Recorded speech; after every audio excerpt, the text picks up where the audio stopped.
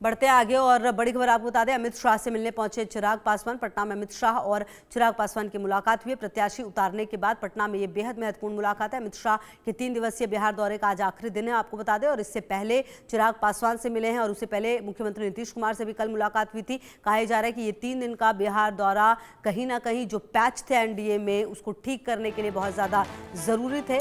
और अमित शाह से मिलने पहुंचे चिराग पासवान।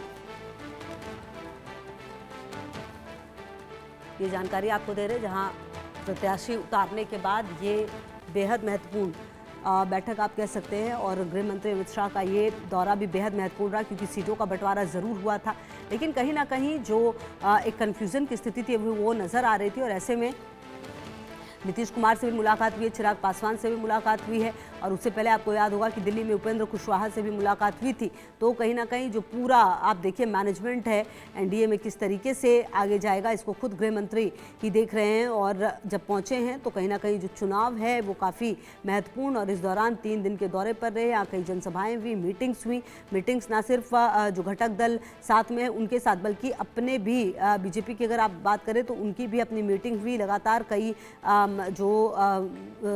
अगर आप देखें इस पूरे यहाँ पर जब से सीट का ऐलान हुआ था तब से थोड़ी कन्फ्यूजन की स्थिति ज़रूर नज़र आ रही थी। और ऐसे में चिराग पासवान वो चेहरा जिन पर नज़र लगातार बनी हुई थी। और ऐसे में जब सीटों का बंटवारा हुआ उसके बाद मिलने पहुँचे हैं। और जब मिलने पहुँचे तो ये मुलाकात काफ़ी महत्वपूर्ण रही, ये भी कहा जा रहा है। गृह मंत्री अमित शाह मुलाकात हुई है। और आपको ये भी बता दें कि 3 दिन के दौरे पर रहे, इस दौरान कई जनसभाओं को भी संबोधित किया। इसके अलावा जो नीतीश कुमार से मुलाकात है वो भी हुई है। और कहीं ना कहीं ये समझने की कोशिश भी कि ज़रूर नामांकन जो हैं वो भी हो चुके हैं तमाम सीटों पर जो पहले फेज़ के हैं, लेकिन कहीं ना कहीं जो ये स्थिति रही वो काफ़ी महत्वपूर्ण। वहीं अमित शाह से मुलाकात के बाद चिराग पासवान ने कहा हम मिलकर मजबूत हो रहे हैं, पीएम मोदी के लक्ष्य को पूरा करूंगा। महागठबंधन पर चिराग ने निशाना भी साधा है। 90 के दशक से ज़्यादा समय पलायन, 90 के दशक में सबसे ज़्यादा पलायन हुआ, ये भी कहा चिराग पासवान ने। एनडीए गठबंधन के साथ महागठबंधन में सिर्फ टवल है, हम 100% स्ट्राइक रेट देंगे, ये भी चिराग पासवान कह रहे हैं।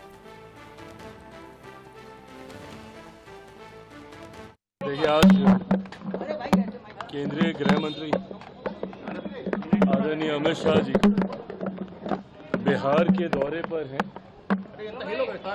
और हम लोगों के गठबंधन की ये खूबसूरती और ये ताकत है कि हम लोग एक दूसरे का हाथ पकड़कर, एक दूसरे का सहयोग कर गठबंधन को मजबूती देते हुए एक ऐतिहासिक जीत की ओर अग्रसर हो रहे हैं, ताकि उस विकसित बिहार का निर्माण कर सकें जो मेरे प्रधानमंत्री जी के लक्ष्यों में 2047 तक जब भारत एक विकसित देश बने तो उसमें बिहार सबसे विकसित राज्यों में हो, ये प्राथमिकता मेरे प्रधानमंत्री की रही है। तीसरी बार सरकार बनने के बाद जिस तरीके से प्रधानमंत्री जी साल भर के भीतर 11 बार बिहार आ चुके हैं, ये दर्शाता है कि उनकी प्राथमिकता में किस तरीके से बिहार और बिहारी हैं। आज आदरणीय केंद्रीय गृह मंत्री अमित शाह जी से मुलाकात कर आने वाले दिनों में कैसे हम लोग कैंपेन को और ज़्यादा साथ मिलकर मजबूत कर सकें, ताकि हर वो सीट हम लोग जीत सकें जिससे एक बड़ी जीत, एक ऐतिहासिक जीत एनडीए की हो। और ये होना भी है जिस तरीके से महागठबंधन में सिर्फ टव्वल चल रहा है, एक दूसरे के घटक दल के प्रत्याशी अपने ही प्रत्याशी के सामने उन्होंने नॉमिनेशन किया है। तो एक तरफ एक कन्फ्यूजन वाला गठबंधन है, दूसरी तरफ एक ऐसा गठबंधन है एनडीए वाला जिसमें इतनी सहजता से सब होने के बावजूद भी हर रोज़ हम लोग यही प्रयास करते हैं कि किस तरीके से इस गठबंधन के स्वरूप को और मजबूत और खूबसूरत किया जाए। इसी उद्देश्य के साथ आज गृह मंत्री जी के साथ भी मुलाकात है। और शैलेंद्र की मौजूदगी हमारे साथ है इसी खबर पर। शैलेंद्र, देखिए कहीं ना कहीं जब अमित शाह पहुंचे थे तो ये तो तय था कि 3 दिन के दौरे में काफ़ी बड़े फैसले हो सकते हैं। और मुलाकात नीतीश कुमार से भी हुई, मुलाकात चिराग पासवान से भी हुई। और जब मुलाकात हुई तो सब कुछ बहुत पॉजिटिव लग रहा है। और एनडीए में जो भी पैचेस थे वो कम से कम अभी ऐसा लग रहा है कि सब कुछ ठीक है एनडीए में।